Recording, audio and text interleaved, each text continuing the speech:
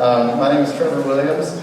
I'm the managing editor of Global Atlanta. You may be wondering, Global Atlanta, what are you doing here? Well, this is the seventh time we've come down to Meaghan for what we call the Global Trade and Investment Symposium, so welcome you tonight.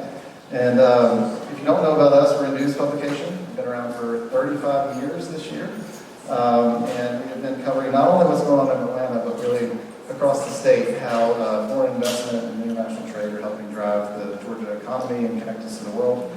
And what we found over these many years is that we are already interconnected and in many more ways than we understand. And so we always say that we're not creating anything, we are just illuminating what is already happening. And that's really going to be evident tonight when you see the speakers that come on stage. But before we delve too deeply into that, you'll hear a lot more from me as we go throughout the program. I'm going to ask Meaghan Blight, the president of Wesleyan College, our host here, to come up and give you a few words of welcome. Meaghan.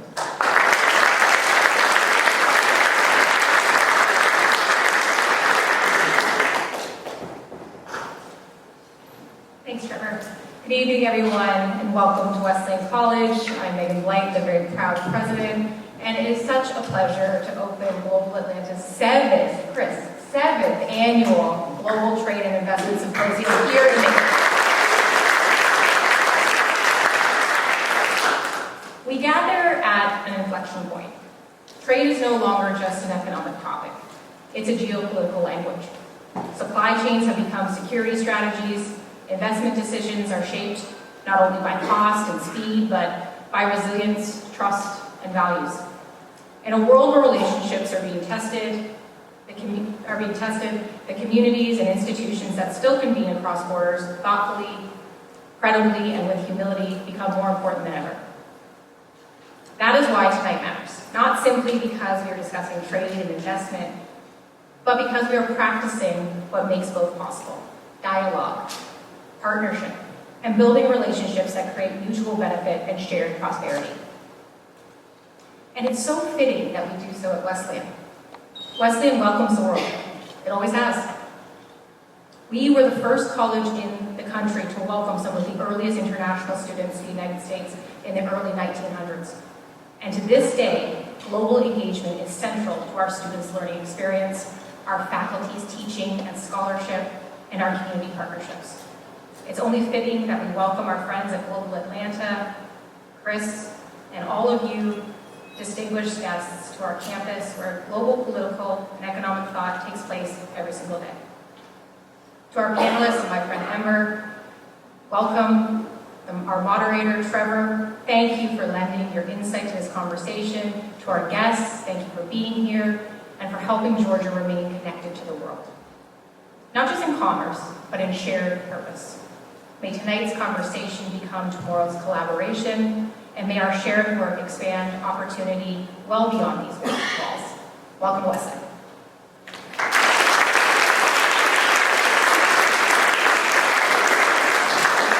Thank you so much, Meaghan. And I'll introduce our co-organizer, sponsor, Danish honorary consul extraordinaire, Christopher Smith. Chris.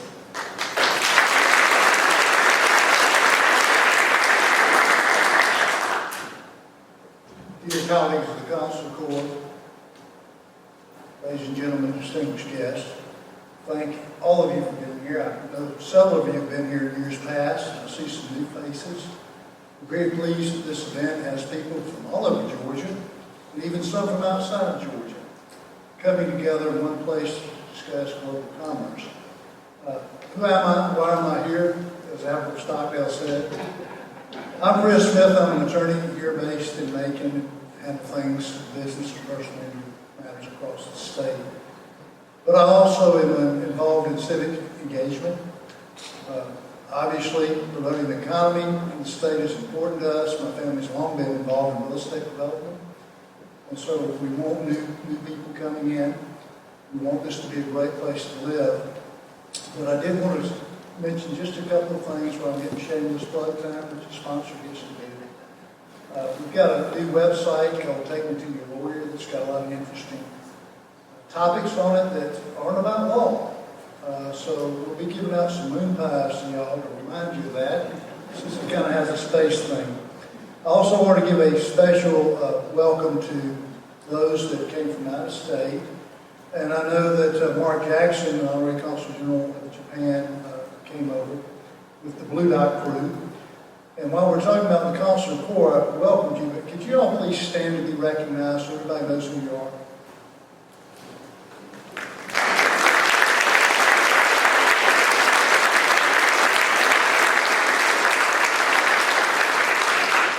If you are with the Foreign Trade Office, could you please stand so everybody knows who you are?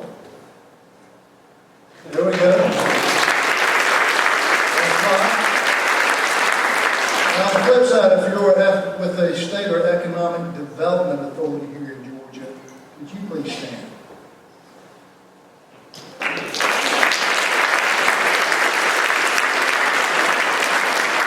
They come in from 21 counties and all over the state, and we like to bring people together, not only from the world, but we think it's very important for Georgians to get under one roof.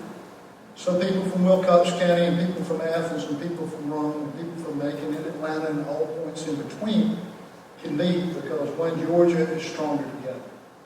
So thank you so much for your time. I hope you have a wonderful evening.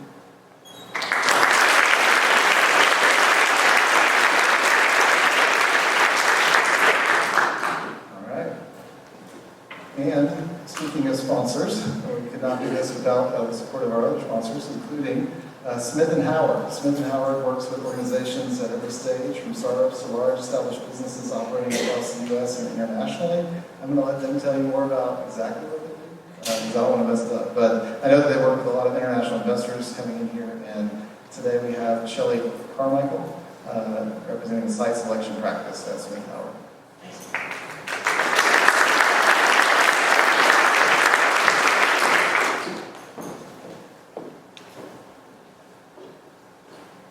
Good evening, everyone, and thank you, Trevor, for the kind introduction.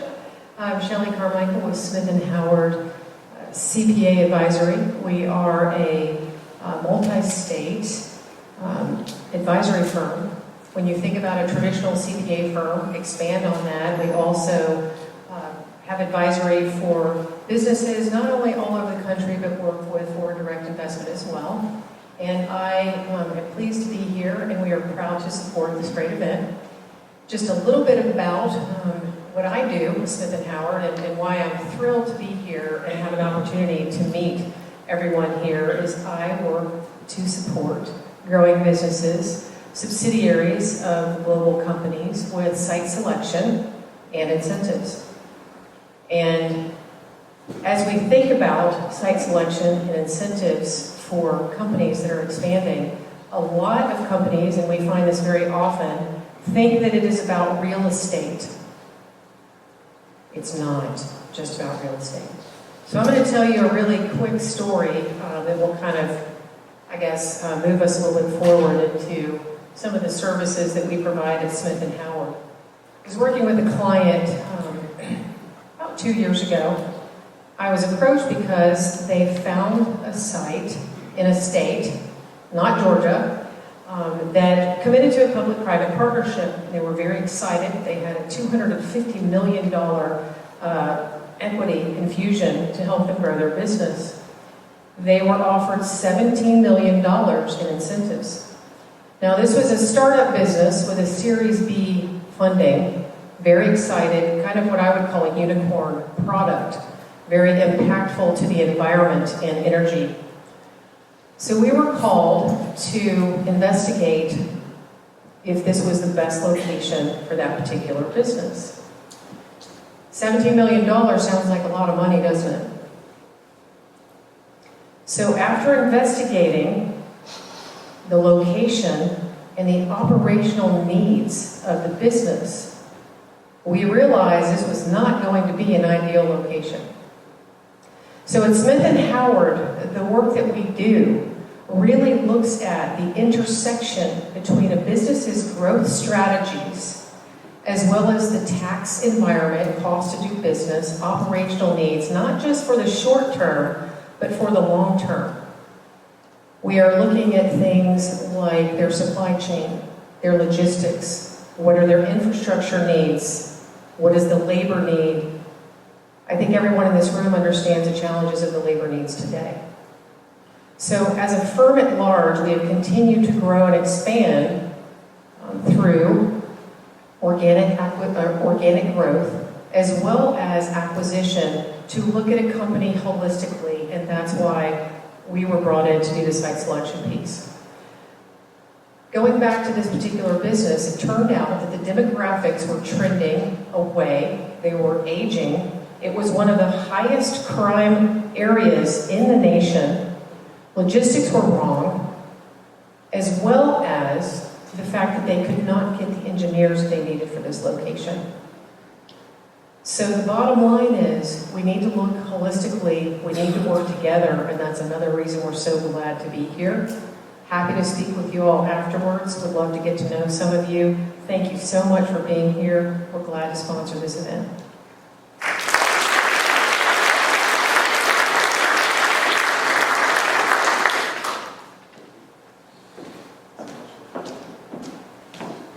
Thank you so much, Shelley. I appreciate that. And I think we'll get into some of these issues as we talk through the pitfalls and the promise of investing in Georgia. Mostly promise. That's right. But as the panelists know who they are, so as they come up, as I introduce them, they'll come up and just sit right here, no particular order. If you want to sit under your face, you're welcome to, but no requirement to do that. So first we've got Katherine Raeymaekers. Katherine is the Consul General of Belgium in Atlanta, covering the Southeast U.S. She's been here in Atlanta. Y'all can applaud. She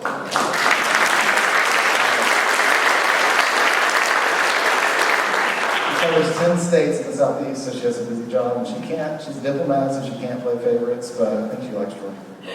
And I'm not going to read her full bio because we would cut into our panel time for quite a bit with her achievements. But we've also got Jason Dunn. Jason, come on up. Yes. Jason is with Fitzgerald and Benhill County Development Authority. And I will tell you, having been to Fitzgerald and ridden around with Jason and looked at manufacturers there and different companies that are operating, there's nobody that cares more about their community than Jason Dunn, I think. And if you follow his LinkedIn, you'll be inspired every day. So welcome, Jason. We'll get to talking. Yeah. We've got Ember Bentley. Ember, thank you so much for being here. Ember's the Executive Director of the Georgia Aerospace and Defense Alliance. Welcome, Ember. Ember made it back from Meaghan Day, I think, at the Capitol, which I know a lot of y'all are fighting traffic to get here, so we really appreciate y'all coming, and particularly you, Ember. I know that it was tough to have a long day and then come back here and speak with us, so thank you so much. And then last but not least, we've got Andrew Katherine from Rivian.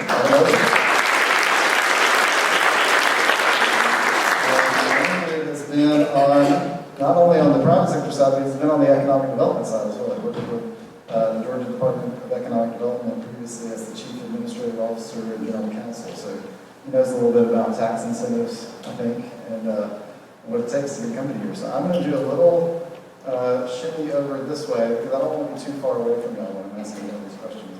And if y'all will turn on the mics, flip the switch. Ember, you can flip the switch on the top, and Andrew, you flip that switch. Yeah, y'all can just pass back and forth. It's fine. So to get us talking, I didn't want to spend too much time on introductions, and I wish I had my guitar here. This is really love to play for y'all, maybe another time. Why don't we talk a little bit about diplomacy? I think because when we have this event, we always want to help people understand. I think some of us who are kind of in this international space all the time, we understand what consuls general do, what consulates are. And just to give you a little bit of a primer, Georgia has 70 plus countries with some kind of representation, whether it be a consulate general, an honorary consul like Chris, and many of our other consular colleagues, or a trade office, as you saw earlier. So we've got this great built-in contingent of foreign representatives here that are really doing a great job, not only representing their own countries, but representing Georgia when they go back, especially after they come here. So, Consul General Raeymaekers, tell us a bit about your role at the Belgian consulate as Consul General, and what's the Belgian presence like here in Georgia? We have a very very strong Belgian contingent in the state. Good evening, everybody. Thank you for having me. I have to be careful what I say because I'm surrounded by colleagues, so... But I think, in sense, I can speak for many of my colleagues when I say, as a Consul General, what we actually try to do is we represent the nations that we represent in the areas. Being the US being such a large country and being such a diverse country, we have several representatives across the US. For me, that covers the southeast regions. So our task, I think, especially as Consul General of Belgium, is a threefold task. One is obviously we serve our own community. It's helping a Belgian in distress, it's helping with passports, it's helping also with those living in the US that need a visa to go to Belgium. Luckily, most of the US citizens are exempt from visas, so come and visit freely. So I think this is definitely one of the big role that we as Consul Generalists provide for our community. But I think the second biggest role that we, and especially my main focus, is what we call economic diplomacy. And it's just also the title of this symposium. It's trade and investment. It's making sure that our companies that decide to invest in the US, they're all taken care of, that everything goes well, but also try to present to the US companies what Belgium stands for, what our ecosystem looks like, and try to make a win-win partnership out of that. And then the other one is doing events like these, we call public diplomacy. It's talking about what Belgium stands for, our ecosystem, but also the values that we stand for, and how indeed, I think, it was already mentioned, is how this partnership has been built and how strong it is and how everlasting it has been. You asked about the Belgian presence in Georgia. We have been in Georgia with the Belgian consulate since 1834. We started out with a consulate in Savannah. So we have had a Belgian presence for many years now, almost 200 years now. And I think also that shows how important the US has always been for Belgium. Many Belgians moved over here. I know maybe some golf fans are in the house, but the Augusta Masters, it used to belong to a Belgian party culture who grew peaches in the peach state. So, but I think grosso modo currently we have roughly a community of 1,000 registered Belgians. I think it's actually a little bit more, according to the census, about 4,000. Mostly Metro Atlanta based, northern, not so much southern, although I may meet people from Hoboken, which is reference to a Belgian city as well. So, but I think it's a Belgian presence here. There's always room for more, and I just reported on, we're working on reporting on a Belgian company setting up in Screven County, which is closer to Savannah and the port. So maybe that the 2034 Symposium will have the bicentennial of Belgian consular presence here. Let's hope so, and I think also south there is a lot of potential with now the airport not being so far away and having reconnected our direct flights as of March, so That's right. potential is there. We can talk more about that. Yeah, I wrote about Fruitland, the plantation that then became Augusta National. Long history, but thank you so much. And Jason, tell us a bit about Fitzgerald and your role there. Well, Fitzgerald is the greatest place in the world. We can just stop there. I know there's at least 4 people, not including myself, in the room that have been there. Fitzgerald. Hey, I can't. All right, 6. Fitzgerald is a neat, real neat city. To understand, I'll give you a quick little history lesson. It goes back to the 1890s. The American Civil War had ended. The country was trying to rebuild itself. And a pension officer, a union, he was controlling money or handling money for retired Army veterans. And he had this great idea, and he was commissioned to create a retirement community, mainly for veterans out of Indiana. And so where else better to do that than in the Deep South, 20 years after our country's ugliest point. So we bought up some land, and there was migration, and that's how the city started, and that's just a quick lesson in everything they did, our streets today, this day. There's Grant Street after Ulysses, that's Grant, there's Lee Street. So each street that was named after one general, they did it from the other side. So that's kind of a neat founding, but we've progressed here in the last, whatever, 100 and some odd years, to be a small rural county that is way ahead of most counties in our manufacturing base. Some of the guys in the 70s and 80s really went putting in the infrastructure. Had a big presence in the textile industry. Of course, that no longer exists. 2000 to 2008 was very ugly for our community. We saw our private good production GDP go from 289 million to about 140 million. Just sucked it out in 8 years. Along with that, left about 2,000 jobs. Since 2015, we've gotten very aggressive with working with existing industries, recruiting some new industries again, knowing what was working, where to make the investments. We've seen that GDP number now get up to about 300 million. So it only took 25 years to get it back. And that's being done by countries with roots to Hungary. You know, it's being done through a peanut butter-based therapeutic food that is saving millions of lives around the world. So now we're going from a community that was founded as a retirement community for war veterans to the hunger solution capital of the world, is where we think we're going. So we've, that in a nutshell, this is a quick overview. Well, I'll come back. We didn't get to the chickens, and we didn't. Yeah. There's so much we didn't get to. But sure, There's it's some cute stuff. a fascinating place to be. So thank you, Jason. We'll come back to some of that. Also wanted to get Ember in here. Ember, you've been sort of around economic development for, I don't know how long. We've known each other for a while. I think you were protocol head at one point for the state, so you interacted with a lot of the consular corps. My favorite people. Yeah. But now you've got a new role with the Georgia Aerospace and Defense Alliance. Can you tell us a little bit about what that is, the impetus for that, who the members are, et cetera?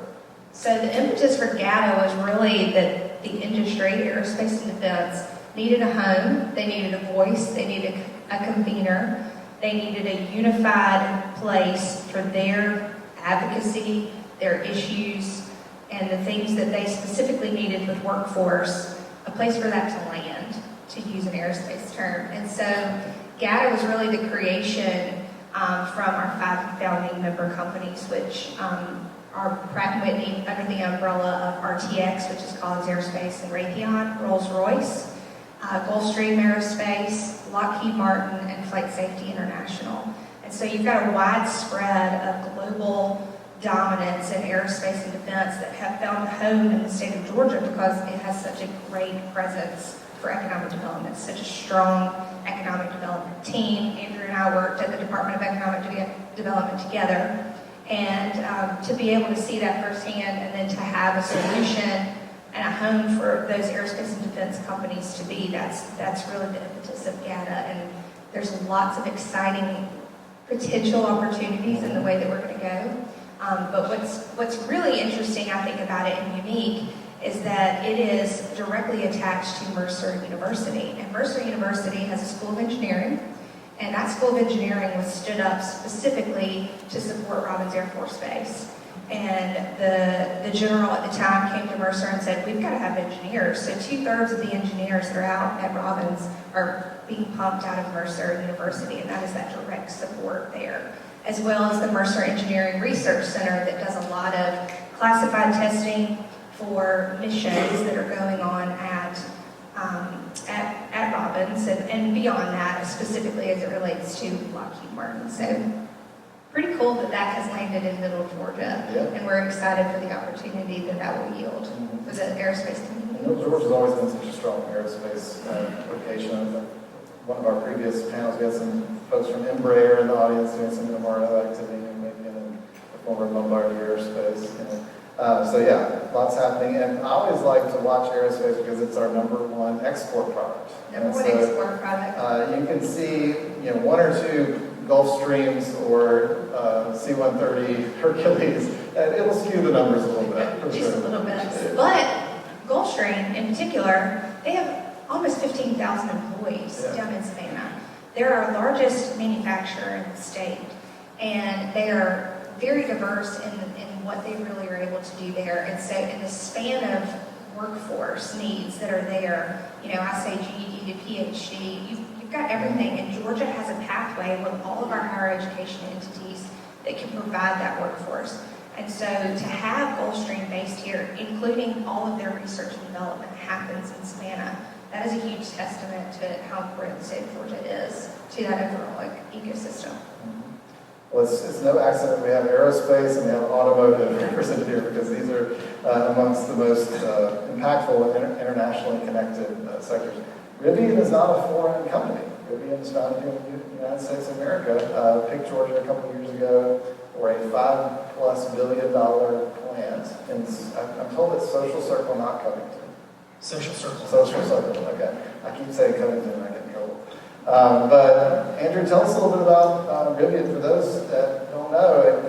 Andrew parked the R1S out there, and some of us were getting our first up-close glimpses of Rivian. But tell us a bit about how y'all landed in Georgia. So Rivian is a 100% American all-electric vehicle manufacturer. We were actually founded in 2009. Our CEO, RJ Scoringe, and I are the same age. So I always joke, like, what am I doing wrong with my life? I didn't start a car company. No, but he grew up in Florida, and the name Rivian actually is a play on words for the Indian River. So if you take, the Indian River, or the IAN in Indian and RIV from river, that's how they came up with the name Rivian. So we were started in 2009, and they actually started building a sports car, all-electric sports car, and as they were getting ready to launch that, they realized that it wasn't what they wanted to do. Tesla had already done it, so they pivoted and focused on the outdoors and creating the first electric pickup truck and one of the first electric SUVs that are really geared towards the outdoors. So our vehicles are incredibly capable. They are all-wheel drive. They have our R1s have adjustable air suspension on them, so you can raise and lower the ride height. And the goal of the company was to get people out into the outdoors with electric vehicles. Our founder is also very focused on sustainability, so that's obviously one of the core tenets of our mission of creating electric vehicles. Our corporate motto is keep the world adventurous forever, so we want to have a fun, exciting way for people to get out and experience the outdoors while also conserving the outdoors for future generations. Perfect. Well, I think President Blight talked about it a little bit, the turbulence that has faced the global economy recently. Y'all have had quite a roller coaster there, Rivian, having to deal with tax incentives being given and tax incentives being taken away, and supply chain challenges all through COVID and beyond. The reason I kind of wanted y'all on this panel is because I think people don't understand that even though being a U.S. company, how globally connected these supply chains are. And I wonder if you could talk about just how y'all weathered those storms and how you're handling turbulence in the trade environment, tariffs, et cetera. Yeah, so that's job security for me, right? All those complicated, challenging problems that we have to face. No, it's not easy, right? I mean, I think we are uniquely situated. I mean, I think this is an issue that everyone, all major manufacturers in the U.S. are facing, right? Automotive industry in particular, aerospace in particular, the things that we make are very complicated, right? There are a lot of parts in those. Electric vehicles, I think, have fewer parts than your internal combustion engines, right? So we're situated a little bit more favorably than some of the traditional internal combustion OEMs are. There are much more higher number of parts in those vehicles than there are in ours. So we have less to deal with, but still, navigating the tariffs, navigating supply chain issues coming out of COVID, it's not easy. We're supportive of the president's goal of reshoring American manufacturing. We think that's a noble thing that this country should focus on. But we also have to realize, I think as a society, that it doesn't make sense to make everything here in the United States. And trade's important. There are specialties all across the world that countries focus on that do better there than they can do here in the U.S. So from our perspective, we have tried to have much of reshoring of our supply chain, but we can't get everything here. I mean, there are parts for our vehicles that just nobody makes them here in the United States, right? Or even in Canada or Mexico, right? We have to go abroad for those parts. And when we are trying to navigate, contracts that are multiple years in length, right, that have hundreds of thousands of parts annually, we can't just flip a switch and have all that be here in the United States and adjust those, that foreign supply chain here domestically. So I think from our perspective, one of the things that's been really difficult is just the continual change, right? Businesses don't like change. We like predictability, we like stability, and from our perspective, if we have a long enough lead time and long enough runway to make a change, that's fun, right? Like it gives us time to plan, it gives us time to prepare. But when you're seeing, massive change within the span of a few weeks or a few months, nobody is situated to navigate that perfectly, right? We're all going to have hiccups. We're all going to have challenges. And then the EV industry generally, I won't get too high on my soapbox here, but the EV industry generally has become very politicized here in the United States. And that's not something that we as an automotive manufacturer want to happen, right? We want consumers to have choice. If you hear our CEO talk about vehicles, right, he thinks the more capable vehicles that are out in the industry, the better it is for the American consumers in general. But EVs have, for whatever reason, become very politicized here in the United States. They aren't really in the rest of the world. And I think you've seen adoption rates in Europe, and especially in China, significantly outpace adoption rates here in the US. We believe electric vehicles are the future here. We think that the adoption and transition from internal combustion to EVs was never going to be perfectly linear. There were always going to be starts and stops and fits. But I saw a statistic earlier this week that said 96% of electric vehicle owners, their next car will be an electric vehicle. So if you get behind the wheel of an electric vehicle, you drive it, you experience it, a lot of those things that you read and see go away, those fears, those concerns. And so from our perspective, we want to depoliticize electric vehicles. We want the consumers to just get behind the wheel, experience it, and then if they want to buy an electric vehicle, great. If they don't, if it doesn't fit their use case and they want to go to an internal combustion vehicle, that's fine too. But consumer choice is really paramount. And again, we don't think that our products should be politicized in the way that they have been in years past. It's like y'all can see, we could have each panelist could be interviewed for the entire time that we have. So I'm going to try to kind of weave these things together and ensure that we include everybody. But really fascinating. I want to come back to you about VW and your partnership with them. I'd like to talk about your R2 as well, so don't let me forget. And then, I didn't drive my Volkswagen 94 down here because I was worried about coming back. So range anxiety. I can talk about that. We can all come back to that. I wanted to bring Consul General Raeymaekers back in. Belgium, you all know, Brussels is the headquarters of the European Union and also NATO. And NATO's been in the news a little bit lately. There's been some questioning around the alliance. There's been a lot of turbulence again in the transatlantic relationship. I wonder if you could give us the view from Brussels a little bit. How are people feeling right now? What's sort of the headline from your perspective on how do you balance short-term kind of challenges in the relationship with long-term benefits and ties? Just an easy question. Yeah, easy question.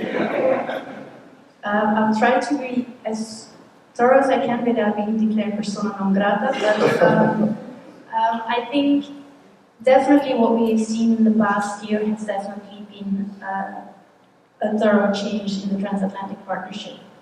I think the transatlantic partnership is important and we will continue to support the transatlantic partnership. It has been a driver of economic growth and well-being, not only for our two sides of the Atlantic, but globally. And I think the potential is still there. I think you mentioned it as well, uncertainty is not something that thrives well in an economic world, especially for a country like Belgium. 85% of our GDP is linked to international trade. So as soon as you start talking tariffs, we get kind of, what's going on there? So I think definitely it has been of a high concern, not only for us, because also being Belgium, we are part of the European Union. The European Union is a cornerstone as well as NATO over foreign policy. When we talk international trade or transatlantic trade for that matter, actually we're not talking bilaterally. It's not US-Belgium. It's not France-Belgium or the Netherlands-Belgium. It's EU-US. So I think the EU took a lot of these concerns, and I think we tried to kind of get some certainty back in the uncertainty with the agreement, the framework agreement that was signed in August, trying to bring back a little bit of clarity on what's going on the trade. This being said, definitely our companies like Rivian, these supply chains are very much intertwined, so changing rapidly has come at a cost, and I think for some the cost has been transferred to the consumers, unfortunately. So we definitely would like to see some more stability also for our companies, and I think currently companies are more like, whatever it will be, but make it clear. Make it clear. And I think this also goes for the EU, but the EU and the US, they have a future. The partnership has been there, we will continue. We have listened to the concerns that have been voiced. We are trying to look for mutual solutions towards the situation. And I think also the realization is on both sides that we cannot do it alone. I do hear that there is reshoring, and also that Europe has been building on its industrial base. We had that in the European Industry Day in Antwerp just last week. Marco Rubio, he was in Munich, and even he said that the EU and the United States belong together. So I think there is this knowledge that the transatlantic union still is there, but yes, it has shifted, and we need to deal with this change. Similar also for NATO. Many declarations have been made. It has been turbulent times, but I think also even what happened currently geopolitically, it also has been kind of a wake-up call for Europe as well. We need also to do more on our own security. We have launched an European defense industry plan. We have committed also to NATO. We will stay committed to NATO as well. So I think all this, but yes, definitely there has been a shift that we're trying to navigate. Yeah. I think there'll be a lot of opportunity for Ember because there's going to be a lot of entwinement between aerospace and defense in the trade relationship as well. And I'm sure that's why you put that defense part in there, but we can talk about that. I wanted to ask you real quick, can you talk about some of the Belgian companies that have set up shop in Georgia? I mean, we have pharmaceuticals, plastics, you name it, really any along the whole gamut of products. And a lot of the earlier ones were in carpet and flooring, and so Northwest Georgia's got a strong Belgian presence. But talk about those companies and the relationship between the stable trading environment and their ability to invest further in Georgia. I think also, thank you for that question as well, and I think even in these current times that have been turbulent, investment and the US market remains interesting for our companies to invest in, and as well the European market remains interesting for the US companies to invest in. Just to give you a comparison, we invest, even as the US invests in Belgium, for a country of only 11 million compared to 340, for a country that's 300 times smaller, having investments in the US equally of the US investment in Belgium, that's huge. We're a 12th foreign direct investor in the US, and most of these investments take place in the Southeast. Georgia is probably the state with the most Belgian manufacturing investments.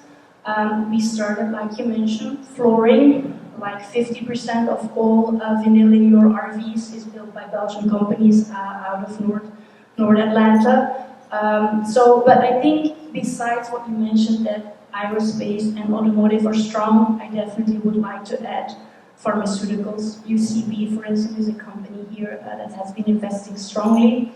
But I think we see a shift now also to smaller startups, to cyber companies. A lot of the things that are going into dual use for aerospace and defense, digital monitoring. So it's become a vast area. It's not just simple manufacturing, it's high tech that we bring to the table. If you're interested to learn more, we highlight also our companies through our social media, the Belgian quality in the Southeast.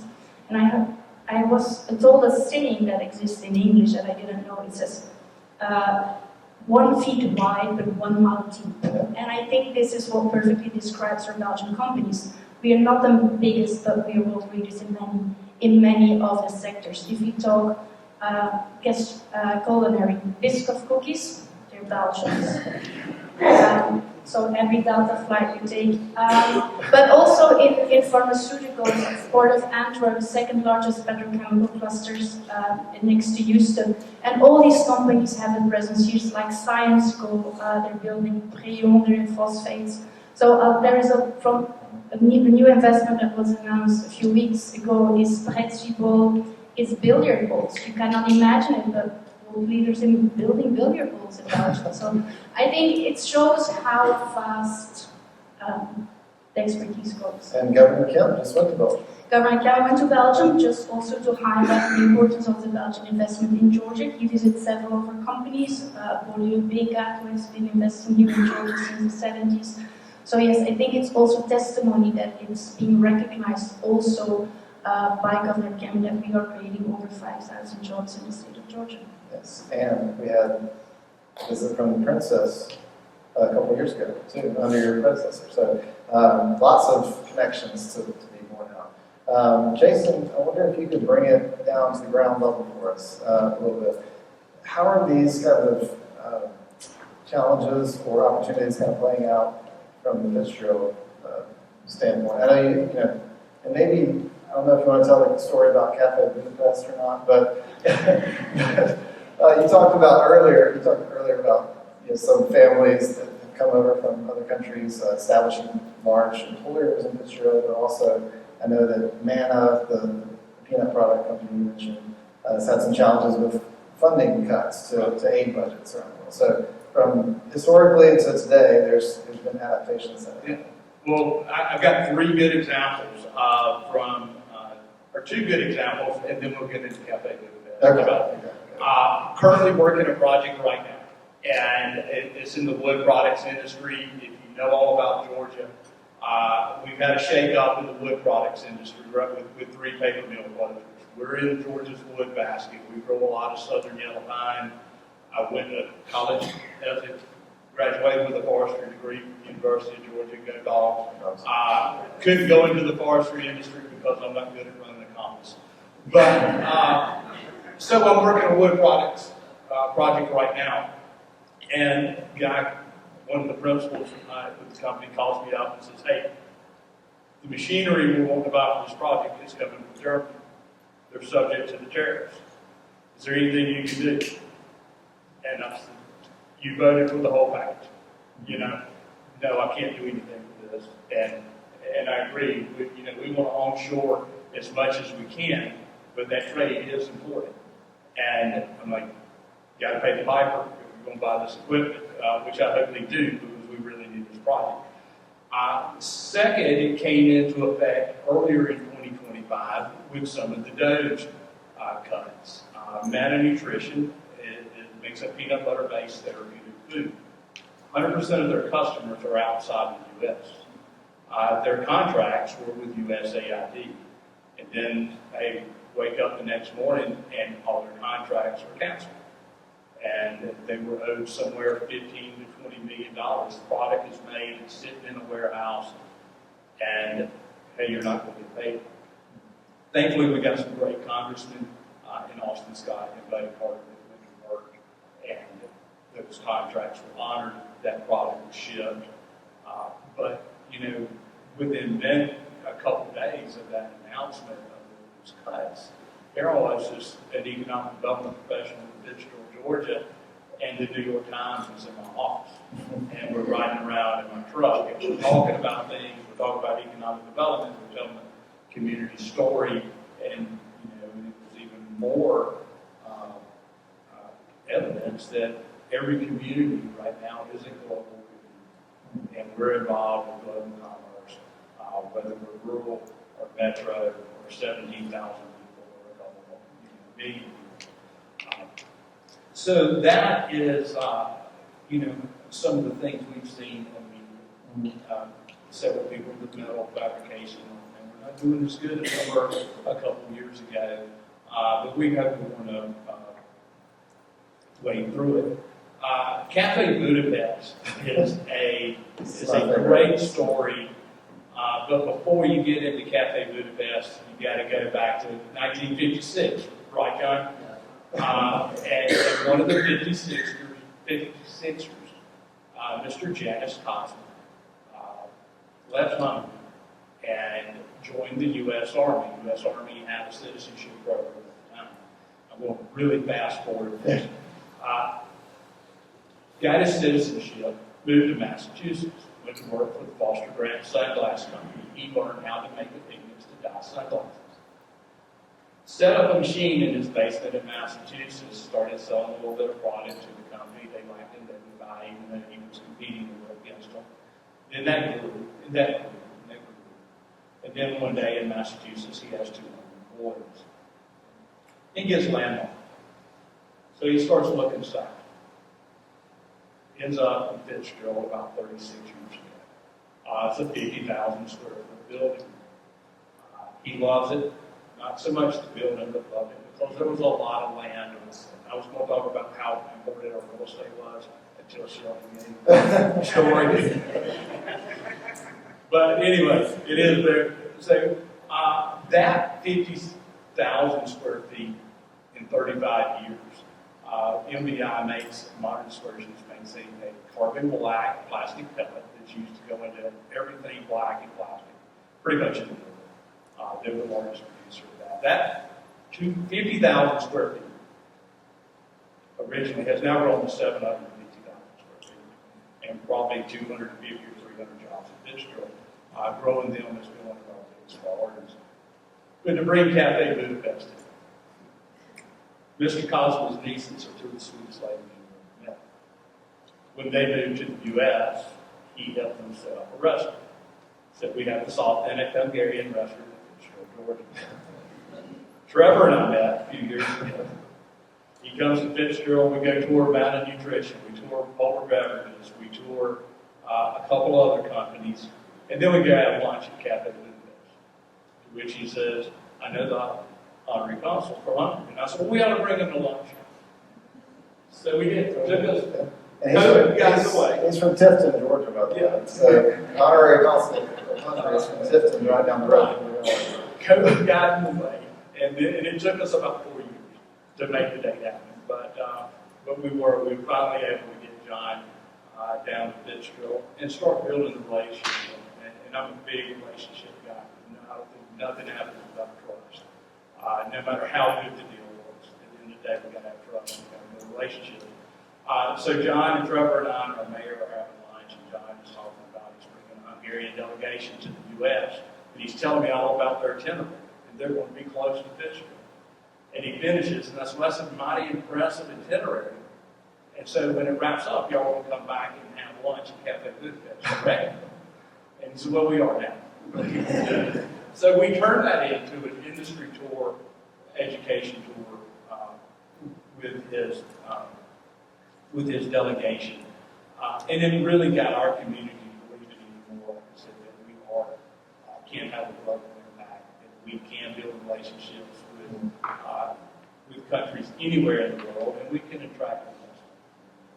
Great, thank you, Chris. And I know you're a big proponent of workforce development initiatives. You'll have a lot in Fitzgerald. I don't want to get you going on that because we may be here the rest of the night, but really empowering initiatives that Jason and his team have launched down there. And that's actually what I wanted to bring up to Ember. I don't know how much of a workforce element, you talked about this a little bit earlier, but how much was that part of the need to create your association and our alliance? And then give us a sense for the types of skills that are needed, and is there a disconnect between demand and the supply of that labor? I think the state of Georgia, and Andrew can speak to this too from the time at the department, we are so lucky, I think, in the state to have the technical college system of Georgia, to have institutions like Wesleyan, to have the university system of Georgia, and to have the Quick Start program. So the Quick Start program is a huge piece of what I think is a really kind of like the cherry on top of economic development when you move your business here, or you decide to invest here or expand here. You really do have the support from the state, and the state is completely all in. And so here locally, we just launched with the Make It Live Industrial Authority, and really at the behest of the mayor, an advanced manufacturing pathway to strengthen that from the time that they're in high school all the way up until hopefully they get a job. Workforce, though, as you all know, is a huge issue. There's a competition for valuable, high-skilled workforce. I think that there is one of those, we've got the High Demand Career Initiative. Governor Kemp is also, in addition to the top state in the nation to do business, he wants to be the top state in the nation for talent. So the state is hyper-focused on it, and you have leadership across agencies that are working together to make sure that that workforce is here. But I also think that Georgia and rural communities around the state, I speak to this, there's a declining population. The younger worker and the graduate, you've got to make them want to move back to these rural communities, which also means you've got to have great health care, you've got to have great schools. It's this like cyclical cycle, and I can see everybody shaking your head because this is nothing, I'm not like late breaking news on this. But specific to aerospace and defense, we need strong engineers, we need wrench turners, we need people that are great with avionics, and you also got to have a person that has amazing soft skills. I think, in the world and the age of digital and the access to information, being able to talk to somebody face to face, being able to follow up, being able to engage, and not just submit a great resume, but sit for a great interview too to secure that job, is very important to the workforce. And I've seen a lot, especially with the great investment that we get from countries like Japan and Germany. That is baked in to their culture. It's baked into the way that the children, as they grow up and as they graduate, that's just what they do. And so I think part of this is kind of a reframing of what do we want out of the future generation of workforce and the talent that's coming out of our public schools, the talent that's coming out of these high-demand career fields and the college and career academies. And so industry at all levels has to be hyper-engaged into what kind of worker do you want.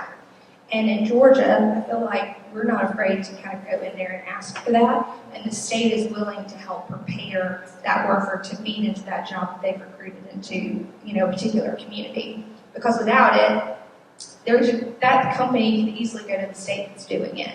So you and I kind of talked about this global competitiveness. It is a race for talent. That's one of the things that we are saying is that these engineers out of Georgia Tech, they can go anywhere. The engineers at Mercer are going and staying in the state of Georgia, but you have got to have a strong incentive for them to be here. And I think Georgia does a really good job of that, and really across the board, I think that there is an investment. I don't think there is a direct investment into making that workforce stronger, not just in high schools, but it's bleeding into STEM programming and things as early as the literacy pieces, making sure that a child can learn to read so they can read to learn. I mean, Georgia's really doing a good job of connecting the dots. Yeah. And I'm glad you brought in Japanese companies, German companies, et cetera, because they have literally a vested interest in ensuring they have that pipeline strong. And you see apprenticeship programs from the German and Swiss and other countries. And also, we just actually toured the YKK AP factory before coming here today. This is a $125 million project here in Meaghan that actually we had Ray Shelton from YKK AP on our panel last year. So it's really good to hear that story and then see that in action. Really, I was ready to sign up and start working on the extrusion. When you and I were in Japan, I was trying to figure out how I have an office in Japan because I am so impressed with their public schools. I'm so impressed with the way that they connect the outdoors to the overall health of the child and the way that they learn. And I just like Trey, there's so much that we can learn from the cultural side of being this global connected state. And there's some really great easy lessons learned with soft skills and how do we embed that into our culture. And that's why the diplomatic community is so important to the state. We're really lucky to have that presence in the state of Georgia. And that's why you must state as part of our commitment to build a manufacturing facility here is we're getting an on-site training center that Quick Start will build and operate, right? And that will be where all of our manufacturing employees get their training. So having that on-site at our factory is just paramount, right? And I can tell you in Illinois, we don't have that, right? That's where our other manufacturing facility is. We're looking at ways right now to bring a facility in Illinois on our campus, because right now it's about 20 miles away. And it doesn't sound like that far, but when you're trying to train employees and train a significant number of employees, we're ramping in Illinois right now for the launch of our next generation vehicle, the R2. We're onboarding about 100 people a week right now, to put that in perspective. That's a lot of people, right? And when you're doing that amount of training, 20 minutes in a car matters, right? It's very impactful. So Georgia has made a significant investment into Quick Start and into the technical college system. We are leveraging all of that, right? We know that we're going to need those resources to be successful in the state. In addition to Quick Start training our manufacturing employees, we're also partnering with several technical college schools in Georgia, Piedmont, Southern Crescent, a couple others, and we're standing up multiple different training programs, a couple of registered apprenticeship programs for industrial maintenance, and then a EV technician training program where someone can go and go through this course, learn how to actually work on our electric vehicles because they're very different from an internal combustion engine. And then when they're done, they can go work in one of our service centers, either in Georgia or even elsewhere outside of Georgia if they want to. So we're definitely leveraging that. I think from a population and workforce perspective, I'm thankful that the state has been very strategic in where it has located OEMs. We've got Kia in West Point, which is in the western portion of the state, close to the Alabama line. We've got Hyundai down in Bryan County on the coast, and then soon to be us in Morgan County and Social Circle. And that was intentional, right? The state is very intentional in where it created these sites to have major OEMs. We'll have 7,500 employees, and that is a large number of employees. And we're fortunate that our location is kind of within a reasonable commute time of multiple different population centers. So we can draw from Athens, we can draw from Atlanta. We're even going to get probably some folks coming from the outskirts of Augusta. So that helps spread that impact out across multiple communities so that it's not having too outsized of an impact on any single community or existing employers, right? We want to be mindful of that as well. I'll talk quickly about R2. So R2, I mentioned it earlier, but we're really excited about it. It's our volume play. We have a lot of work to do to get ready for it. It will be on the road here in the next few months. I don't know if anyone is a reservation order. Do you have a reservation? Okay. We have a several 100,000 order backlog to get through. So can you say what it's the SUV, smaller SUV? It's a smaller SUV. So yeah, if you guys go outside, the R1S is out there. That's our flagship vehicle. 7-passenger SUV. The R2 looks a lot like it. It's just a little bit smaller. So instead of a 7-passenger, it's a 5-passenger. I think the thing that we're really excited about is that the price point of the R2 is much more compelling to a wider segment of the population than the R1. So the R1 starts at about $80,000. The R2 base price is going to be about $45,000 and go up from there. And so, we say it's our Model 3 moment. That's referring to Tesla's Model 3, right? We are going to be producing a significant number of those vehicles, both in Illinois and here in Georgia at our factory. And so the preparation for scaling, right? We produced about 45,000 vehicles last year. Our capacity of R2 alone in Illinois is going to be 155,000 units. And then when Georgia comes online, we'll have another 400,000 units of capacity here. We're fully vertically integrated, so we do our own sales, we do our own service. So as you can imagine, establishing a sales and service network to account for that level of volume requires tremendous scaling and tremendous investment across the country. So a lot of reviews came out on R2 just a couple weeks ago. We've gotten very positive feedback so far. A couple of EV influencers said it's the best vehicle they've ever driven. So hopefully that carries through the rest of the population. But yeah, we can't wait to see it on the roads and start making it here in Georgia in the next couple of years. So which Symposium, what year are we going to see the R2 parked out there? I mean, I can have an R2 out there. Give me like 4 months off. Okay. Yeah. We missed it by a couple months. Yeah, they should be in the showrooms, I think in like the next 2 I months. tried to push production, but it didn't work. Yeah, trust me, I've tried to. Well, thank you so much. And again, I think exports are part of the plan too, because you'll have a European market. That's right. Yeah, so one of the reasons we chose Georgia was the proximity to the port. R2 and R3, we have very compelling aspirations to export them to Europe, especially R3. So we can't wait to start producing here in Georgia and then using the Brunswick roller facility to export to Europe. And hopefully Brunswick to Edgeworth, we'll see. Yeah. Well, we got time for maybe one or two questions. I just want to pass it to Michael. Anybody got any questions? Yes, Stanley in the front. Appreciate it. First and foremost, I wanted to say thank you all for being here. Thank you to Trevor, as representative of Meaghan County Commissioner here. Thank you to Trevor and Michael, Global Atlanta. Meaghan and Central Georgia's economy is ready to expand, you know. And I want to piggyback on Katherine talking about NATO a little bit. NATO has been the best tool for all American presidents since Truman took office April 12, 1945, when Roosevelt died, up until Reagan left office January 20, 1989. So across administrations, Republican and Democratic administrations, NATO has been there as a great tool, especially as it spread into Eastern Europe, and when it got to Poland in particular, because Russia realized, you know, if you cross this line, then that's going to be a devastation for them.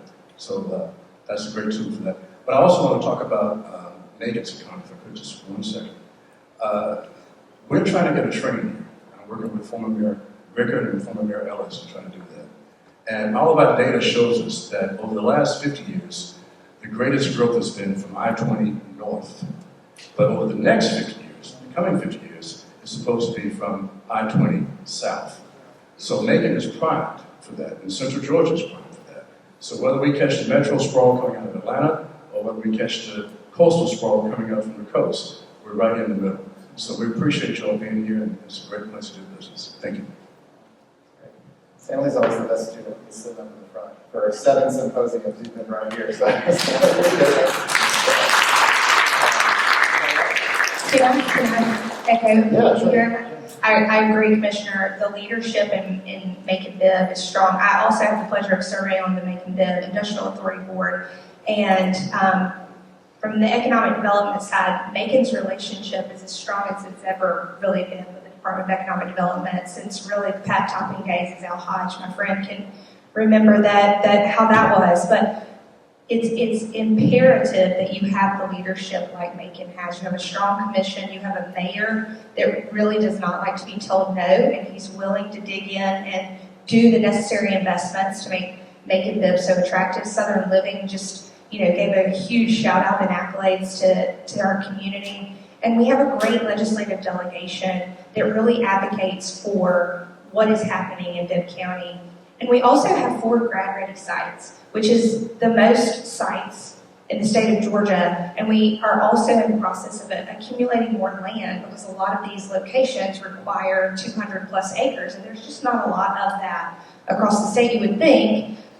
But, our forestry friends, we're the #1 forestry state in the nation. That's over 24 million acres in the state are covered with trees. And we want to make sure that industry is strong. But at the same time, Macon Bibb has really invested, and they've done an amazing job, and the mayor has really doubled down on that. And we have strong ties to the Department of Economic Development, our consular corps presence that's here, and the people that are just constantly championing that. And our friend Meaghan, Jessica Walden, has done a tremendous job with the chamber of really reconnecting Macon to the rest of the state. So I agree with you, Commissioner. Macon is so primed to be able to be a strong place for a lot of different kinds of investment. Well, we promise we won't plan the symposium on Macon Day. Please don't. Anybody else? All right. And going once, going twice. Al? Thank you. Again, thank you all for coming. This is fantastic. And I know some of you at the house there, and it's fun to see old friends again. I have a question for Amber. As you know, I'm a pilot and grew up in the aviation world. My father helped develop the C-130. And I see now aviation, especially warfighter aviation, is changing drastically. We've got the F-35, we've got the F-47 with the pilotless wing programs coming about. And those are going to drastically change the things that bases like Robbins did. So my question to you is, what do you see these changes doing for the Middle Georgia area? Helping us or hurting us? Great question. You always ask such great questions. I think Macon Bibb in particular, and specifically the region, they've done a good job of going ahead and pivoting the programs, especially Wesleyan, and making sure that and Mercer, Middle Georgia State has done a great job as well of pivoting their programs specifically to Robins Air Force Base. To, the flying mission has changed at Robins. The mission now is, the warfare that happens like this, right? And so that's cyber warfare. We talked a lot about this. But the warfighter at the end of the day, the F-35s of the world, those are so important to the global allied partnerships that we have from the standpoint of military and defense. However, I think a lot of those careers, to your point, are going to be much more focused on the software side. They're going to be focused on the coding side. I'm sure you see this in your space as well. And that's what Meaghan Bib has to do to be globally competitive, to be able to have a workforce that can deliver, and that when we recruit those jobs, or if the mission continues to change, and if we really want to have the largest industrial complex and keep that in Middle Georgia, we have to have a workforce that can go there. So I do think that we've adapted, and I think especially higher ed has stepped up big time to start being able to, I don't want to say degrees that are traditional have not necessarily gone away, but they've adapted to what is very much high demand and what speaks to industry and whatever that career pathway might look like. We got time for one quick one. Get a rapid fire. It's going to be aviation related, but I'll go over to our good friend from Belgium. You referenced manufacturing and you noted specifically life sciences, and perhaps with some of the types of technology that you're developing. Georgia has a stellar reputation around the world, most fortunately. What else could be most effective for Georgia related to attracting additional and building upon the Belgian companies that we already have? Sorry. Thank you very much for that question. And I think one of the things is, especially in the current, we talked about trade turbulence and the shift in transatlantic relations. I think it's very important now for the states. There is a lot of competition between the states, and the investment, people still want to invest in the US, but I think you need to come and convince them a little bit more. So I think it is also a job now for maybe Georgia or any other state for that matter is trying to rebuild a little bit of confidence that got lost to certain investors. And I think also you mentioned already cyber. I think what we see, especially talking for Belgium, we see also a shift in our industrial ecosystem. We go a lot more into cyber, into IT, AI, all the new technologies that come up. So, and I think also there is a shift, especially for a country like Belgium, where we have very niche market sectors and companies. And it's also trying to attract with the right incentives as well. You mentioned that there is a lot of incentives being done by the states, but not necessarily adapted to these new type of companies that are generally smaller in the job creation, but still they need high qualified workers. So I think there is also maybe a shift to focus a little bit more. I do understand that you want jobs to be created, you all want jobs to work with, but I think there is also a shift in that whereby incentives need to be adapted more to these new types of companies and new types of sectors that are being created and being built. And especially if you want to be and remain the top state, is taking to be taken into account, I guess. Wait, all three. Rural Georgia, what else additionally could rural communities in the state do to attract? I think it was already said. I think we had a lot of a strong presence already in Dalton previously, and I think we now saw also the investments in Savannah. I think the connection is important. I mentioned we are very happy that Delta is reinstating direct flights between Brussels and Atlanta. Traveling time for foreign investors is crucial. And I think you mentioned below south of I-20. I think the distance to the airport and how you can easily connect to them. And I think also for rural investments, it's obviously schools and everything, but it's also getting to your products. I'm pleased to see that Georgia is investing in intermodal, in inland ports. because you need both your products but also your workforce to be able to invest in rural areas. At the risk of cutting off a great discussion, I think we need to close it out here. Let's give the panel a round of applause.